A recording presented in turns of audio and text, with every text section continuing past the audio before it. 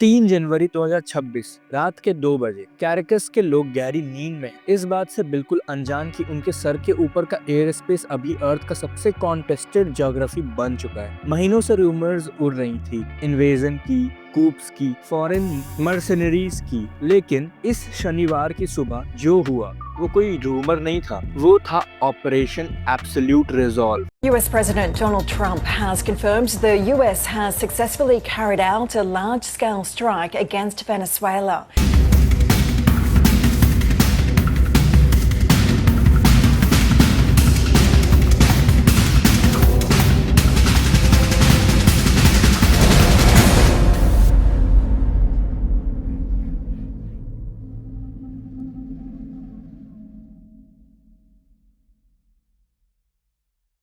Chapter 1 the longest night. President Donald Trump ने बाद में क्लेम किया कि लाइट्स ऑफ कर दी गई थी क्योंकि यूनाइटेड स्टेट्स के पास एक खास तरह का एक्सपर्टीज है। साइबर वॉरफेयर यूनिट्स ने वेनेजुएलन इलेक्ट्रिकल ग्रिड को पेनिट्रेट कर दिया था और पूरी कैपिटल को एक टैक्टिकल ब्लैकआउट में डाल दिया। उस अंधेरे में डेल्टा फोर्स की एंट्री हुई। जनरल डैन केन, जो यूएस जॉइंट चीफ्स के स्टाफ के चेयरमैन हैं, उन्होंने 150 से ज्यादा एयरक्राफ्ट्स के साथ इस सिम्फनी ऑफ वायलेंस को ऑर्केस्ट्रेट किया, जो वेस्टर्न हेमिस्फीयर के अलग अलग बेसिस से लॉन्च हुए थे। ऑब्जेक्टिव सिंपल था, total saturation. B-1 lancers, F-18 super hornets और EA-18G ग्रोलर्स ने जोन को फ्लड कर दिया और वेनेजुएलन मिलिट्री की इलेक्ट्रॉनिक आइज को ब्लिंक करने से पहले ही अंधा कर दिया। लेकिन एयर स्ट्राइक्स तो बस एक डिस्ट्रैक्शन थी, असली एक्शन जमीन पर हो रहा था। यूएस आर्मी की डेल्टा फोर्स के एलीट ऑपरेटर्स ने फ्यूरेट ट्यूना का पैरामीटर तोड़ दिया था। उनका टारगेट मिलिट्री कॉम्प्लेक्स के अंदर एक खास residence, fortress with in a fortress, जहां प्रेसिडेंट निकोलस मादुरो और फर्स्ट लेडी सिलिया फ्लोर्स सो रहे थे। इंटेलिजेंस महीनों से इकट्ठा की जा रही थी। मादुरो क्या खाते हैं, उन्हें पता था वो कहाँ सोते हैं, यहाँ तक कि उन्हें उनके पेट्स के नाम भी पता थे। उन्हें उस पैनिक रूम के बारे में भी एक खबर थी, एक रीइंफोर्स्ड स्टील सेफ स्पेस जो किसी भी सीज को झेल सकता था। प्रेसिडेंट ट्रंप ने बताया कि यूएस फोर्सेस पूरी तैयारी के साथ आए थे। उनके पास मैसिव ब्लो टॉर्चेस थे ताकि वो मादुरो के सेफ रूम की स्टील वॉल्स को काट सके, लेकिन स्पीड उनका सबसे बड़ा हथियार था। ऑपरेटर्स इतनी तेजी से मूव हुए कि मादुरो को सेफ रूम तक पहुंचने का मौका ही नहीं मिला। उन्हें उनके लिविंग क्वार्टर्स में ही इंटरसेप्ट कर लिया गया। इस पूरे ऑपरेशन में 30 मिनट से भी कम वक्त लगा। सुबह के 2:30 बजे तक वेनेजुएला के प्रेसिडेंट ह्यूगो चावेज का सक्सेसर, वो एक आदमी जिसने एक दशक तक वाशिंगटन को चैलेंज किया था, अब अमेरिकन कस्टडी में था। उन्हें हेलीकॉप्टर से एक्सट्रैक्ट किया गया, अंधेरे शहर के ऊपर से उड़ाते हुए, पीछे छोड़ते हुए एक हैरान मिलिट्री और एक सदमे में डूबा हुआ देश। मंजिल USS LWO जिमा, जो कैरिबियन में इंतजार कर रहा था। इल्जाम नार्को टेररिज्म और मैसेज बिल्कुल साफ, मुनरो डॉक्ट्रिन वापस आ चुका था और इस बार पूरी ताकत के साथ। Chapter 2 the architect and the target. 3 जनवरी 2026 को जो हुआ उसको समझने के लिए हमें इसका आर्किटेक्ट्स को समझना होगा। ये 2017 की एराटिक फॉरेन पॉलिसी नहीं थी, ये एक कैलकुलेटेड मूव था जिसे एक स्पेसिफिक आइडियोलॉजी ड्राइव कर रही थी और इसके सेंटर में थे secretary of state Marco Rubio. We don't have US forces on the ground in Venezuela. No, we don't have U.S. forces on the ground. Everyone knows. They were on the ground for about 2 hours when they went to capture Maduro. And I think what the president is saying is very simple, and that is, as president of the United States, he is not going to go around telling people what he's not going to do. He's not going to go around saying, I won't do this, I won't do that. Yes, I care about this issue, but I'll only go so far. He retains all this optionality. Rubio के लिए ये personal था, एक Cuban American hoc जिन्होंने अपना पूरा career Latin America में red menace के खिलाफ वार्निंग देने में बिता दिया। रूबियो का मानना था कि वेनेजुएला सिर्फ एक डिक्टेटरशिप नहीं बल्कि ईरान, रशिया और चाइना के लिए एक फॉरवर्ड ऑपरेटिंग बेस बन चुका है। और टारगेट निकोलस मादुरो, एक पुराने बस ड्राइवर और यूनियन लीडर जिन्होंने एक ऐसी रेवोल्यूशन इनहेरिट की जो उन्होंने शुरू नहीं की थी और एक ऐसी इकोनॉमी जो वो ठीक नहीं कर पाए। उनकी देख रेख में वेनेजुएला ने लैटिन अमेरिका हिस्ट्री का सबसे बड़ा एक्सोडस देखा। करीब 80 लाख रेफ्यूजी 2018 में ड्रोन से हुए असैसिनेशन अटेम्प्ट से वो बचे। 2019 में जुआन गुआइडो की अपराइजिंग से वो बचे। उन्हें लगने लगा था वो अनटचेबल है। उन्हें लगता था कि पुतिन और जिनपिंग के साथ उनकी दोस्ती एक लोहे की ढाल है, लेकिन उन्होंने वॉशिंगटन में आई तब्दीली को अंडर एस्टिमेट किया। उन्हें लगा कि इराक और अफगानिस्तान के बाद यूएस अब regime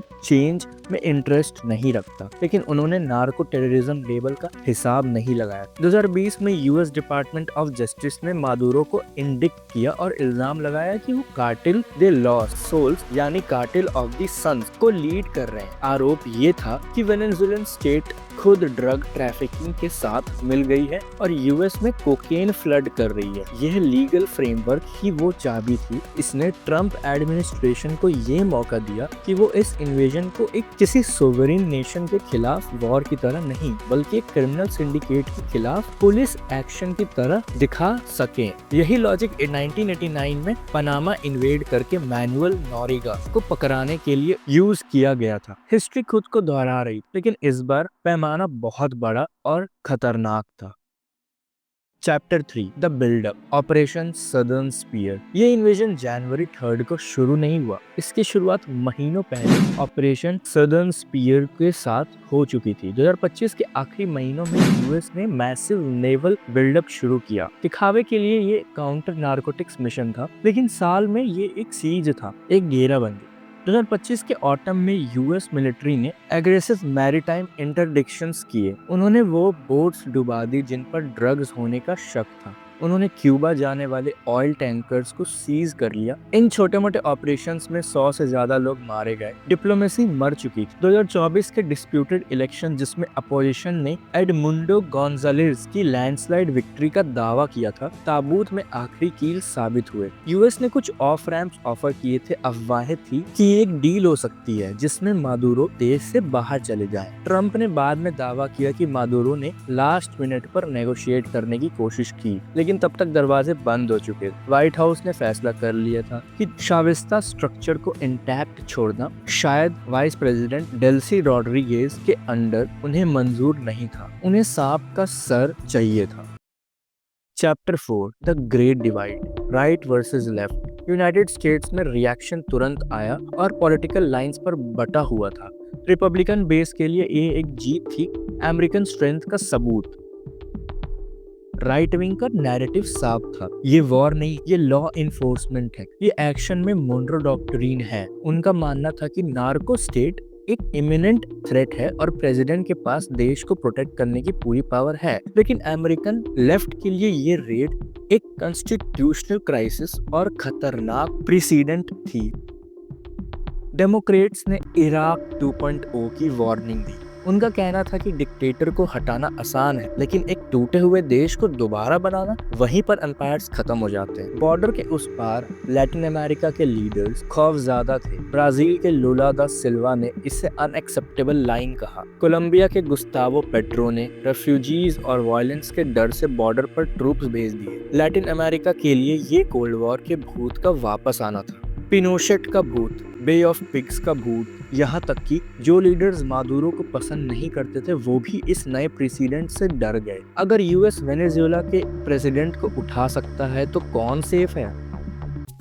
chapter 5 the Indian connection. जब वॉशिंगटन में जश्न मनाया जा रहा था, तब केरला के सड़कों पर गुस्सा फूट पड़ा। ये स्टेट जो कम्युनिस्ट पॉलिटिक्स का स्ट्रॉन्ग होल्ड है, एक सोशलिस्ट लीडर के कैप्चर पर भड़क गया। चीफ मिनिस्टर पिनाराई विजयन ने इस रेड को खुला इंपीरियलिस्ट एग्रेशन और टेररिज्म का एक्ट करार दिया। इंडियन लेफ्ट के लिए वेनेजुएला वेस्टर्न हेजेमोनी के खिलाफ रेजिस्टेंस का एक सिंबल है। ये सिर्फ मादुरो के बारे में नहीं था, ये ग्लोबल साउथ के उस हक के बारे में था कि वो बिना अमेरिका इंटरफेरेंस के जी सके। लेकिन वहां से 2000 किलोमीटर दूर नई दिल्ली में रिएक्शन बिल्कुल अलग था, कॉशियस और रियलिस्टिक। इंडिया की यूएस के साथ स्ट्रेटेजिक पार्टनरशिप है। वो अमेरिका ड्रोन्स खरीदता है, जॉइंट नेवल एक्सरसाइज करता है। वो वेनेजुएला के लिए ट्रम्प से रिश्ते क्यों ही आके खराब करना चाहेगा, वो अफोर्ड नहीं करेगा। ऑफिशियल स्टेटमेंट में कोई पॉलिटिकल रेटोरिक नहीं था, बस इतना कहा गया इंडियन नेशनल्स को सलाह दी जाती चाहती है कि वेनेजुएला का ट्रैवल अवॉइड करे, ना यूएस की निंदा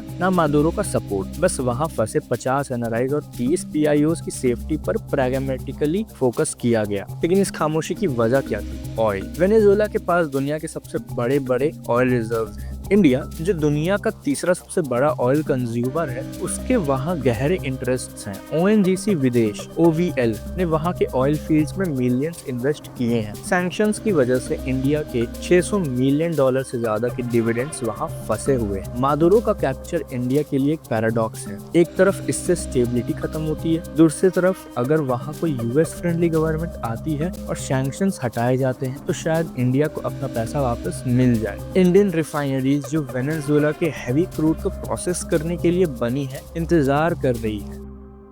chapter 6, black gold and the market. एक बात साफ कर लेते हैं, ये ड्रग्स के बारे में था, हाँ पॉलिटिक्स के बारे में था बिल्कुल, लेकिन ये उस 300 बिलियन बैरल्स ऑयल के बारे में भी था जो वेनेजुएला के जमीन के नीचे दबा हुआ है। ट्रम्प की ट्रांसपेरेंसी हैरान करने वाली थी। उन्होंने इकोनॉमिक मोटिव को छुपाया नहीं, उन्होंने वादा किया कि वो US oil majors Chevron, Exxon को भेजकर इंफ्रास्ट्रक्चर रीबिल्ड करेंगे और ऑयल दुनिया को बेचेंगे। आमतौर पर एक ऑयल रिच देश में वॉर से प्राइसेस $150 तक पहुंच जाती है, लेकिन मंडे मॉर्निंग मार्केट ने बेयरली रिएक्ट किया। ब्रेंट क्रूड $60 के आसपास रहा। क्यों? क्योंकि दुनिया ऑयल में तैर रही है। 2026 का ग्लूट जो गुयाना, ब्राजील और यूएस की मैसिव प्रोडक्शन से आया है, उसका मतलब था कि मार्केट को अभी वेनेजुएला के ऑयल की जरूरत नहीं थी। जियोपॉलिटिकल रिस्क प्रीमियम मर चुका था। मार्केट जानता था कि मादुरो के जाने का मतलब कम ऑयल नहीं बल्कि लॉन्ग रन में ज्यादा ऑयल है। Chapter 7, the vacuum, future possibilities. Maduro जा चुका है, लेकिन रेजीम कभी एक आदमी नहीं था, वो एक हाइड्रा था। अब उसके कई सर आपस में लड़ रहे हैं। Delsey Rodriguez, vice president, technocrat. अफवाहें हैं कि वो यूएस के साथ पहले से नेगोशिएट कर रही थी। क्या वो ट्रांजिशनल फिगर बनेंगी जिसे यूएस टॉलरेट कर सके, या उन्हें पर्ज कर दिया जाएगा? डियोसदादो काबेलो, वो आदमी जो आर्म स्ट्रीट गैंग्स, कलेक्टिवोस को कंट्रोल करता है। अगर सिविल वॉर हुआ तो वही उसे लीड करेगा। उसके पास भागने की जगह नहीं। यूएस को वो भी उतना ही चाहिए जितना मादुरो चाहिए था। वो एक कॉर्नर्ड रैट की तरह है। पॉसिबिलिटी 1, ऑप्टिमिस्टिक रास्ता। मिलिट्री हाई कमांड हालत को समझते हुए डील कर लेता है। वो काबेलो को एग्जाइल करते हैं, एमनेस्टी एक्सेप्ट करते हैं और एडमुंडो गोंजालेज के ट्रांजिशन को अलाउ करते हैं। यूएस सैंक्शंस हटा देता है। वेनेजुएला लैटिन अमेरिका का नया दुबई बन जाता है। दूसरी पॉसिबिलिटी क्या हो सकती है? Iraq model. रेजिम स्प्लिंटर हो जाता है। काबेलो जंगल में भागकर एफआरसी डिसिडेंट्स के साथ मिल जाता है। कलेक्टिवोस कैरेकस को वॉर जोन बना देते हैं। यूएस को सालों तक ग्राउंड पर ट्रूप्स रखने पड़ते हैं। नया सवेरा एक लंबी खूनी शाम में बदल जाता है। पॉसिबिलिटी 3 क्या हो सकती है? द प्रोक्टोरेट। ट्रम्प अपना वादा पूरा करते हैं कि वो देश को रन करेंगे। एक यूएस एडमिनिस्ट्रेटर अपॉइंट किया जाता है। वेनेजुएला एक डी फैक्टो कॉलोनी बन जाता है, स्टेबल लेकिन रेजेंटफुल। निकोलस मादुरो का कैप्चर हिस्ट्री का एक टर्निंग पॉइंट है। ये पोस्ट कोल्ड वॉर रिस्ट्रेंट के खत्म होने का सिग्नल। ये साबित करता है कि 2026 में भी रॉ पावर ही सबसे जोर से बोलती है। इंडियन डियास्पोरा के लिए ये सावधानी का वक्त है, ग्लोबल मार्केट्स के लिए कैलकुलेशन का वक्त, लेकिन वेनेजुएला के लोगों के लिए डिक्टेटरशिप का बुरा सपना शायद खत्म हो गया। लेकिन अब ऑक्यूपेशन की अनसर्टेनिटी उनके सामने है। राजा पकड़ा गया है, लेकिन खेल तो अभी शुरू हुआ है।